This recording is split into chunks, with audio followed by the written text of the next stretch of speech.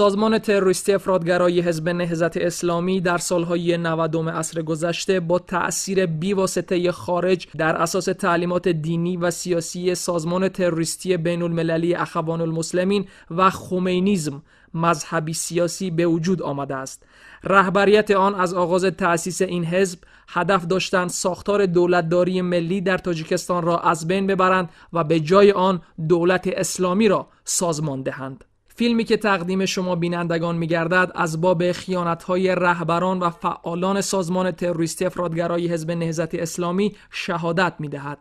قهرمان فیلم که در سرگی تأسیس این حزب دینی افراطی قرار داشت و در تمام دوره موجودیت آن در جریان طرحریزی نقشه و مقصدهای مغرضانه این سازمان و رهبران خارجی آن شرکت نموده است، حقیقت حال را به زبان می‌آورد تا مردم تاجیکستان بدانند که حزب نهضت اسلامی چگونه سازمان افراطی است. رهبر آن محیدین کبیری چه خیانتی به دولت و ملت تاجیک نموده و با مساعدت مالی خواجگان خارجی خود بر سر مردم تاجیک چه بدبختی هایی را میخواهند بیاورند. من با تمام مسئولیت به مردم شریف تاجیکستان مراجعه می کنم که شروع از سالهای 1992 میلادی در تمام بدبختی های ملت، چه در سال جنگ چه بعد به امضا رسیدن صلح و بعد از حادثه های ماه سپتامبر سال 2015 برای برانداختن دولت، قتل و کشتار شخصان بزرگ، عالمان و دیگرها 100% حزب نهضت اسلامی دست دارد. من یکی از مؤسسین و اعضای فعال حزب نهضت اسلامی هستم. میخواهم که از نقشه‌های پشت پرده و شومی را که انجام دادیم مردم شریف تاجیکستان این را از زبان من، از زبان ملا ایام الدین بشنوند. من اینها را آشکارا که شاهد حال بودم به مردم تاجیکستان فاش میکنم. این شخص نفری است که سال 2018 داوطلبانه صفوف سازمان تروریستی افراطگرای حزب نهضت اسلامی را ترک نموده به وطن برگشته است و در مصاحبه‌های خود از باب خیانتکاری‌های نهضتی‌ها علیه دولت و ملت تاجیک سخن می‌گوید. ستارov ایام الدین، ملقب به مولوی ایام الدین، متولد 25 آوریل سال 1953 در دهه کامینتیرنی ناحیه کوشانیان، سابق ناحیه باختر، استان ختلان، ملت تاجیک، متحیل، صاحب 5 فرزند، ساکن رودکی، جماعت دهات چیمتپه، دهه آبچکاران، یکی از مؤسسین و تشکیل کنندگان سازمان تروریستی افراطگرای حزب نهضت اسلامی. من نزدیک به 40 سال در کنار سید عبدالله نوری و دام الله همت‌زاده که مؤسسان و رهبران سازمان تروریستی افراطگرای حزب نهضت اسلامی بودند همراه آنها بودم، ولی امروز با اعتراض جدی اعلام می کنم که من دیگر عضو این گروه نیستم. دلایلی که از این حزب، از این سازمان دست کشیدم را یک به یک بیان می کنم. اول این که رهبر امروزه سازمان تروریستی افراطگرای حزب نهضت اسلامی تمام آیین‌نامه و برنامه‌ای را که حزب داشت پایمال کرد.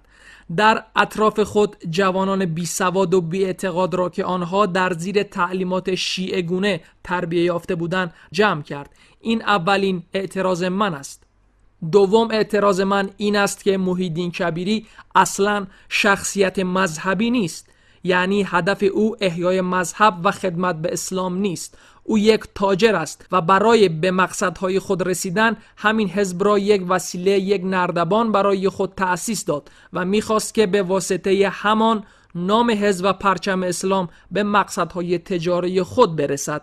میلیون‌ها دلار جمع کرد، بازارها و قصرها ساخت، ماشین‌های گرانبها خرید و امروز که در خارج است در ترکیه و اروپا خانه‌های شخصی خود را دارد، ماشین‌های گرانبهای خود را دارد، یعنی زندگی خودش را ساخت و من این چیزها را دیدم و به خلاصه و نتیجه آمدم که این آدم شخص مذهبی نیست و مقصدهای خاص خود را دنبال می‌کند. رهبر کنونی سازمان تروریستی افراطگرای حزب نهضت اسلامی محیدین کبیری که از آوان جوانی تحت تأثیر روحانیان افراطی نهضتی قرار داشت، در ابتدای سالهای 90 همچون اعضای فعال حزب فعالیت می‌کرد. او در خارج کشور تعلیمات ایدئولوژیکی، عقاید تندگرایی دینی را گرفته پیرو مکتب افراطی سیاسی گردیده است.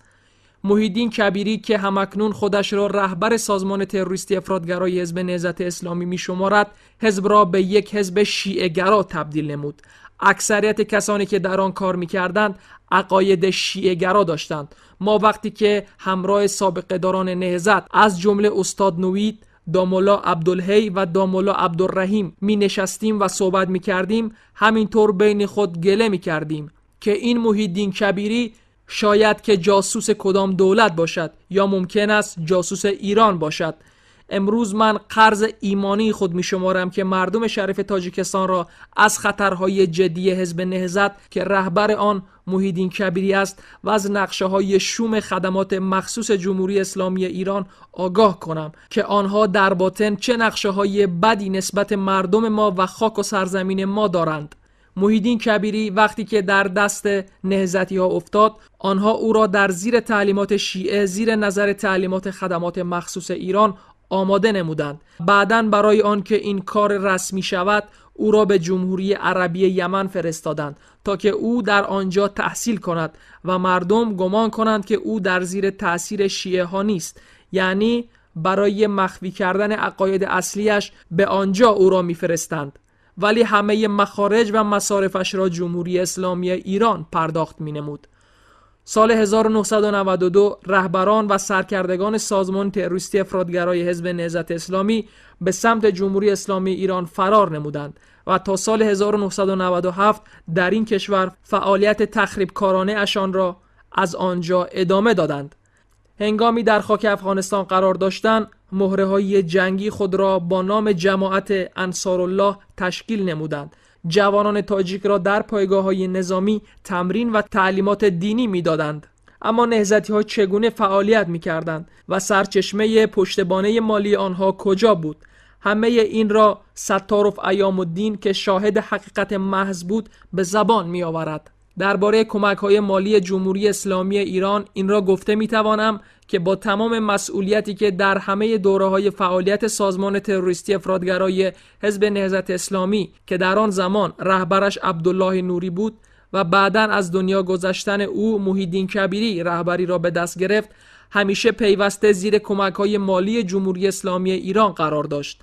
از جمله من یاد دارم وقتی که جنگ‌های شهروندی اتفاق افتاد و مردم به طرف افغانستان مهاجرت نمودند، خود رهبران حزب نهضت همه کارها را به دست گرفتند و از طرف جمهوری اسلامی ایران مبلغ‌های زیادی به دست آنها می آمد به نام کمک‌های مهاجر که آنها برای این که این فعالیت‌های خود را مخفی کنند در ولایت تخار افغانستان یک شهرک به نام امیرآباد ساخته بودند که چند گروه مهاجران را آنجا نگهداری می‌کردند، ولی معلوم بود که در آنجا مبلغ‌های هنگفتی از طرف جمهوری اسلامی ایران وارد می‌گردید و 70-80% آنها به دست رهبران سازمان تروریستی افراطگرای حزب نهضت اسلامی می‌افتاد که برای مقاصد ناپاک خودشان استفاده می‌بردند، برای شخصان مسلح می‌دادند، برای ناآرام کردن تاجیکستان استفاده می‌کردند.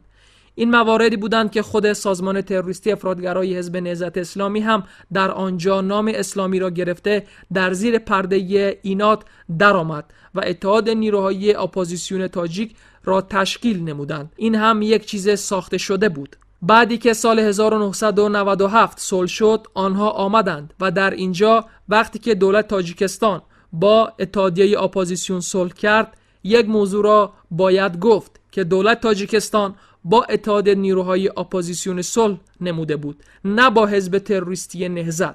امروز نهضتی ها در تمام دنیا دف و دایره میزنند که ما را فریب دادند. چه کسی شما را فریب داده؟ چه زمان دولت با شما عهد و پیمان کرده؟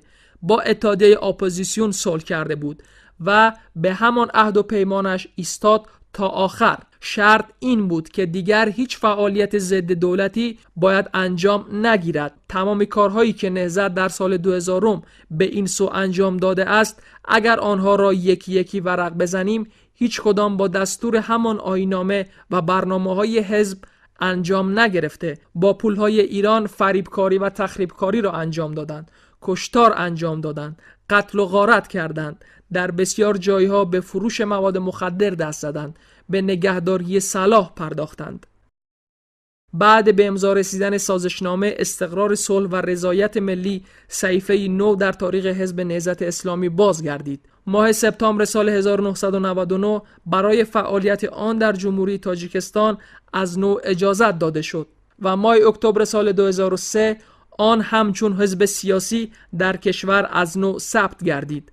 در دوره اشتراک در حیات سیاسی، اجتماعی و اقتصادی تاجیکستان، رهبر حزب نهضت اسلامی و دیگر فعالان آن از باب صلح و ثبات و وحدت ملی سخن می‌گفتند و تاکنون خود را در استقرار صلح و رضایت ملی سهیم می‌حسابند. از جمله جنایت‌های نابخشیدنی که رهبران این حزب تروریستی نهضت اسلام، محیدین کبیری و شاه نعیم و سید عمر حسینی و دیگران که حال در محبس هستند، میتوان گفت که سالهای 2010 تا 2015 چندین جنایت‌های ضد دولتی انجام دادند که این خلاف همان آیین‌نامه و برنامه حزب رسمی است. از جمله میتوان نام بریم هجوم مسلحانه‌ای که در دره کمراب به طرف ماشین افسران و سربازان وزارت دفاع انجام دادند و بسیار جوانان را به قتل رسانیدند. دومین حادثه نابخشیدنی این هجوم مسلحانه بر ضد قواهای دولتی در شهر خاروق که در آنجا جنایتکاران محلی جمع شده بودند. برای دستگیری آنها خود حزب نهضت اسلامی با رهبری محیدین کبیری که در آنجا هم دست داشتند چقدر جوانان را کشتند و از همه دهشتناکتر و نابخشیدنی‌تر این حادثه ماه سپتامبر سال 2015 است که کوشش برای برانداختن دولت داشتند که با رهبری حاجی حلیم انجام شد. ولی این در ظاهر رهبری‌های حلیم بود. در حقیقت رهبر اساسی را محیدین کبیری که رهبر سازمان تروریستی افراطگرای نهضت اسلامی است به عهده داشت و با مبلغ‌های جمهوری اسلامی ایران انجام داده شده بود. سالهای 1992 تا 2001 از جانب اعضایان و رهبران سازمان تروریستی افراطگرای نهضت اسلامی جنایت‌های سنگین و عملهای تروریستی و تخریبکارانه صادر گردیده است که در نتیجه بیش از 150,000 نفر شهروندان به هلاکت رسیدند. اقتصادیات کشور فلج گشته، دهها فرزندان فرزانه ملت، خادمان علم و فرهنگ، شخصیت‌های معروف بزرگ سیاسی تاجیکستان از قبیل محمد عاصمی، یوسف اسحاقی، منهاج غلاموف، خوشبخت حیدرشاه و دیگران با راه زورآوری و ترور از بین برده شدند. مقصد اساسی این کشتارها ضربه زدن به قدرت تفکر ملت، ترساندن اهل ضیا، ایجاد حس ناباوری و نارضایتی نسبت به حکومت بود. در سال 2015 حزب تروریستی افراطگرای نهضت اسلامی و من که یکی از اعضایان فعال آن بودم شاهد حال بودم. وقتی که محیدین کبیری در انتخابات موفق نشد، به اعضایان نهضت و حاجی علیم امر داد که تا اکنون که ما با راه قانونی نتوانستیم با راه زورآوری تبادلات نموده و حاکمیت را به دست می‌آوریم، ولی موفق نشد. بعدی خنثی شدن کوشش تبادلات دولتی از جانب گروه جنایتی عبدالحلیم نظرزاده، رهبر فراری حزب نهضت اسلامی، پی عملی سازی طرح نو کمر بست. ما زمانی که خارج فرار کردیم در آنجا هم برای جلب کردن جوانان مشغول شدیم و آنها را جمع کردیم و به دست آنها سلاح دادیم. به واسطه همین جوانان می‌خواستیم که باز در تاجیکستان ناآرامی راه بیاندازیم و نقشه‌های شوم دولت ایران که ادعای دوستی می‌کنند که من دوست تاجیکستان هستم، می‌خواستیم که نقشه‌های آنها را در تاجیکستان عملی سازیم.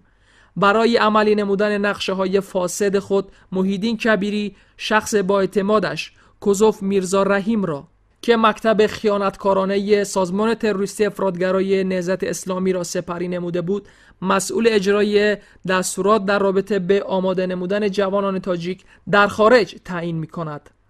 کوزوف میرزا رحیم کریموویچ متولد 8 می سال 1960، زاده دهه ویشخروی جماعت دهاده یزگولام، ناحیه ونج، ولایت مختار کوهستان بدخشان. تحصیلات عالی، ساکن شهر دوشنبه، ناحیه سینا، کوچه باباجان غفوروف، گذرگاه 1، آپارتمان 6، واحد 10. عضو ریاست عالی و شورای سیاست سازمان تروریستی افراطگرای نهضت اسلامی، نسبتش از طرف دادگاه عالی جمهوری تاجیکستان از روی ماده‌های 187 بخش 1، 179 بخش 3 قسمت آ، 189 بخش 3 بند آ، 113 و 107 قانون جزایی جمهوری تاجیکستان روند جنایتی آغاز گردیده در جستجوی بین المللی قرار دارد.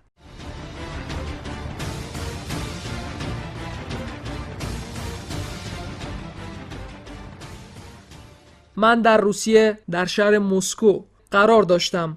کوزوف شانائیم زنگ زد به من، گفت که رئیس نهضت برای شما امر کرده است که حتما باید به تهران بروید. ما به شما سخت نیاز داریم. بعداً به من مبلغ ارسال کردند و من بلیط هواپیما خریدم و با مسیر مسکو تهران در ماه فوریه سال 2016 به تهران رفتم. در فرودگاه مرا کوزوف رستم برادر شاه نعیم پیشواز گرفت و به واسطه تاکسی کرایه که بین تهران و شهر پردیس مسافت 2 ساعت راه است مرا به همانجا برد. من در آنجا با کوزوف شاه نعیم ملاقات نمودم و چند روز مرا مهمانداری کرد و بعد آهسته آهسته شروع کرد به فهمانیدن وضعیت و گفت که ما در پایگاه‌های نظامی مازندران، عراق، پردیس، بومیهن جوانان را جمع نموده ایم و به آنها تعلیمات نظامی می دهیم. وظیفه شما دامولا همین است که آنها را از لحاظ روحی معنوی برای جهاد آماده سازید. بعداً من با سفروف شیر محمد که با تخلص شیر یزغلامی یاد می شد ملاقات نمودم. سفروف شیر محمد مرادویچ ملقب به شیر یزغلامی، متولد 11 نوامبر سال 1969، زاده کمسمول جماعت دهات رحمانوف ناحیه جیهون، استان ختلان، صاحب 5 فرزند، ساکن شهر دوشنبه، ناحیه فردوسی، کوچه کناری، خانه 93، تحصیلات متوسط، اعضای گروه تروریستی نظرزاده عبدالحلیم میرزا مشهور به حاجی حلیم. از ماه سپتامبر سال 2015 تا مارس 2017 در اردوگاه‌های تروریستی شهرهای پردیس و بومیهن جمهوری اسلامی ایران آمادگی مخصوص تروریستی را گذرانیده است.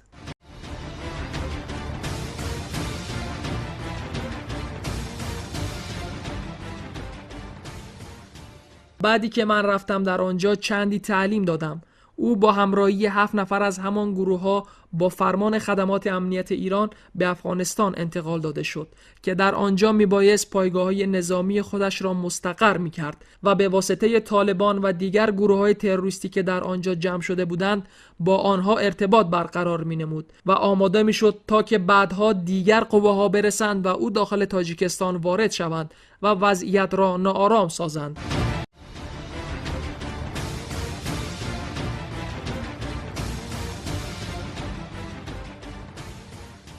تا 5 نفر از جوانان زرخرید تاجیکستان در آنجا تمرین می‌کردند که رهبر آنها شهروند تاجیکستان محمد که با تخلص عبدالله یاد می‌شد فعالیت می‌کرد. جوانانی که از طرف کبیری و سازمان تروریستی حزب نهضت اسلامی در پایگاه‌های نظامی بومیهن و پردیس، مازندران و عراق گرد هم آورده شده بودند با یک نظام شدید در آنجا تمرین می‌کردند. وقتی که خمپاره می‌گفتند خواه باران بود، گل بود، باید خودت را به زمین میانداختی، سرت را پناه میبردی. این کلمه خمپاره مینومیات را میگویند و به همین ترتیب خورد و خوراک و خواب به یک نظام شدید بود.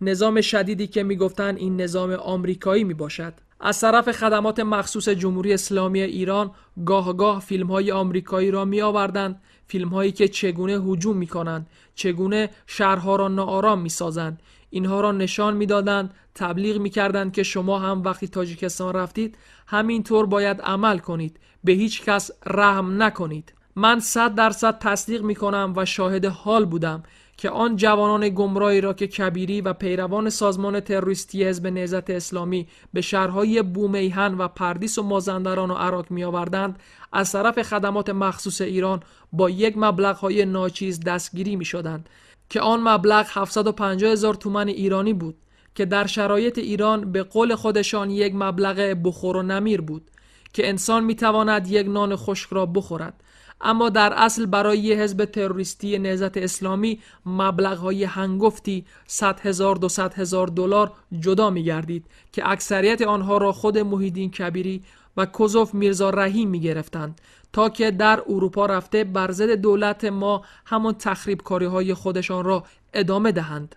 من وقتی سال 2016 تا سال 2017 در ایران قرار داشتم شاهد حال بودم که مقامات امنیت ایران مقامات سپاه پاسداران را زیر تنقید شدید قرار می‌دادند که چرا آن میلیون‌ها دلار را شما گرفتید، با همراهی نهضت در آنجا مصرف کردید و به کدام نتیجه ای نرسیدید. همچنان کبیری را چندین بار به محکمه کشیدند که ما شما را همچون حزب خودمان می‌دانستیم، شما حزب الله ایران هستید، چرا اینقدر مبلغ‌ها را گرفتید و برای خودتان ماشین‌های گرانبها خریدید، این طرف ثروت جمع کردید، بازار ساختید، برای مصارف شخصیتان صرف کردید و هیچ نتیجه دلخواه از نقشه ما در آنجا عملی نشد. باید شما جواب بگویید. از سال 2016 تا سال 2017 که من در جمهوری اسلامی ایران قرار داشتم، برای انجام مسئولیت‌هایی که از طرف رهبران نهضت اسلامی از جمله محیدین کبیری که در آنجا برای من دستور داده بود، من چیزهایی را درک کردم که قبلا گمانم دیگر بود. گمان می‌کردم که این کمک‌هایی را که از طرف جمهوری اسلامی ایران در طول این سالها می‌دیدم که به نهضت و نهضتی‌ها انجام می‌دهد، چه پیش از جنگ شهروندی بود و چه بعد از آن، کارهای خیر و یک جوانمردی مسلمانی هست که یک مسلمان به یک مسلمان دیگر انجام می‌دهد. اما در آنجا از زبان همان نمایندگان خدمات مخصوص ایران که وقتی که پیش ما آمدند، که یکی محمد و دیگری عباس نام داشت، در یک حالتی که بحث شدید صورت گرفت بین جوانان تاجیک و آنها که طلب می‌کردند ما اینجا آمده ایم از طرف نهضتی‌ها، ما را محیدین کبیری آورده است به اینجا. آنها گفتند که نه، شما این چیز را فراموش کنید، شما آدمان نهضت اسلامی نیستید، شما نیروهای جمهوری اسلامی ایران هستید که با پول و با ثروت‌های ایران شما را تربیه نمودند. به این دلیل اینقدر مبلغ‌های زیاد را صرف می‌کردیم که شما هدف‌های ما را در آنجا پیاده کنید، اما شما نتوانستید. شما همه آن نقشه‌های ما را برباد دادید. امروز برای جبران آن کارها اکنون شما باید زیادتر زحمت بکشید، زیادتر باید کوشش کنید که آن کارهای قبلی را جبران کنید. همین چیزها را آشکار که بیان کردند، بعد من نتیجه گرفتم که در زیر کاسه نیم کاسه بوده است. این کارها به خاطر خدا نبوده، گویا که همان نفرانی که در آنجا بودند آنها زرخریدان بودند و همچون زرخرید با آنها معامله می کردند. همچنین دو نماینده خدمات امنیت جمهوری اسلامی ایران، محمد و عباس، به ما که به صفت رهبر در آنجا بودیم خطاب نموده می گفتند که ما این مقدار مبلغ‌های زیاد را صرف کردیم برای این بود که شما بیشتر جوانان را از تاجیکستان به ایران بیاورید و در اینجا مذهب شیعه را قبول کنند و در گروه‌های نظامی تعلیم بگیرند و برای انجام وظایفی که به آنها گماشته می شود. ولی شما این کار را نتوانستید بکنید. با گفتن چنین سخنهایی ما را کنایه و طعنه می زدند. من به تمام سازمانهای بانفوذ بین المللی و جامعه جهانی می گویم که برای شما چگونه دلیلی لازم است که سازمان تروریستی حزب نهضت اسلامی در جمهوری اسلامی ایران پایگاهی نظامی ندارد. من که شاهد حال هستم، این چیزها را با چشم سر خود دیدم، در آنجا حضور داشتم، با همراهی آن تروریستان در آنجا زندگی کردم. این چیزها را تصدیق می کنم. برای تصدیق کردن این گفته ها مرا هیچ کس مجبور نکرده است. 100% به شما آشکار میگویم که این حزب تروریستی از طرف خدمات جمهوری اسلامی ایران با مبالغ هنگفتی کمک و مساعدت میگردد و گذشته و حال هم جنایت‌هایی را که این سازمان تروریستی افراطگرا در تاجیکستان در ماه سپتامبر سال 2015 انجام داد 100% با دستگیری جمهوری اسلامی ایران صورت گرفته است و حال هم این کار را ادامه می‌دهد و الان هم با پولهای ایران کبیری و دیگر پیروان او حالا هم در جمهوری اسلامی ایران همینطور پایگاه‌های نظامی را دارند و جوانان گمراه را بر ضد دولت و حکومت ما آماده می کنند. امروزها فعالان سازمان تروریستی حزب نهضت اسلامی با رهبری محیدین کبیری در کشورهای غربی خود را مظلوم سیاسی و نمایندگان نیروهای دموکراتی معرفی کرده با فریب و نیرنگ از کشورها و تشکیلاتهای بین المللی صدها هزار دلار کمک می گیرند. این حقیقت ثابت می سازد که بعضی کشورها و تشکیلاتهای بین المللی نیز آگاهانه یا ناآگاهانه تروریسم و افراطگرایی را پشتیبانی می‌کنند. بعد شرکت کردن در همان گروه‌های تروریستی و تمرین نمودن در پایگاه‌های نظامی، شخصا خودم را در ماه سپتامبر سال 2017 به رشوه دعوت کردند و من هم در همان یک کنفرانسی که خود کبیری حضور داشت شرکت کردم. در همانجا به همان باقی مانده های اعضا و مهمانان وعده میداد که ما سال 2020 با گردن بلند با کمک سازمان های بین المللی بازگشت به تاجیکستان می رویم و در انتخابات شرکت می کنیم. اگر حکومت تاجیکستان راضی نشود، ما از گروه های نظامی امان استفاده می کنیم، از گروه هایی که ما در جمهوری اسلامی ایران آماده نموده ایم. فیلمی که تقدیم حضورتان گردید حقیقتی است از روزگار یک شخص واقعی که در طول عمر شیب و فراز زیادی را دیده است. قسمت زیادی از عمرش را همراه با فعالیت یک حزب سیاسی پس سر کرده است. امروز کسی او را مجبور نکرده، اما اسرار زیادی را از بازی‌های پس پرده این حزب تروریستی افشا ساخت. اندیشه او را وادار نمود که همراه این تشکیلات تروریستی و خواجگان خارجیش نگردد، چون باز بدبختی‌های زیادی را بر سر جوانان فریب خورده و ملت تاجیک می‌آورند. این عقیده ساخته خیال نبوده، بلکه حقیقت حال است که ما همه مردم تاجیکستان آن را در اول سالهای 90 میلادی از سر گذرانیده ایم و می‌دانیم که بیگانه پرستی تا کجا می‌برد، گرسنگی و ناامنی چیست و خیانتکار کیست. دوستان محترم، هموطنان عزیز، در آخر همین را گفتنی هستم که عمر من به جای رسیده است و میخواهم که در نزد وجدان خود، در نزد هموطنان و فرزندان خود از عمری که گذرانیده‌ام حسابات دهم تا آن بار سنگینی را که در پشت خود دارم اندکی هم باشد سبک کنم. اقرار باید شد که من تمام عمر همراه سید عبدالله نوری، یکی از مؤسسین و رهبران حزب نهضت بودم و با همراهی این شخص فعالیت کردم. من با تمام مسئولیت اعلام می کنم که حزب نهضت با فعالیت آخوندهای شیعه مذهب ایران تشکیل شده بود و تنها همین حزب فعال اصلی جنگ شهروندی در تاجیکستان بود. در مدت 26 سال استقلالیت تاجیکستان، حزب نهضت با سرمایه گذاری ایران و رهبری آخوندهای شیعه مذهب ایران عمل کرد. ما رهبران این حزب بخشی از عمرمان را در رفت و آمد به ایران سپری کردیم.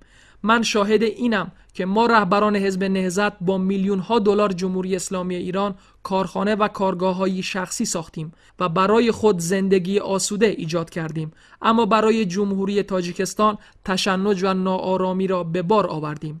این را نه تنها ما باید مردم بیگناه، همزبان و رنجیده ایران هم باید بدانند که ثروت‌های ملی آنها را آخوندهای شیعه مذهب به چه کارهایی مصرف می‌کنند. امروز رهبران این حزب تروریستی و پشتیبانان آنها، جمهوری اسلامی ایران، ادعا دارند که تاجیکستان برای جنایتکار و تروریست بودن این حزب هیچ دلیلی ندارند.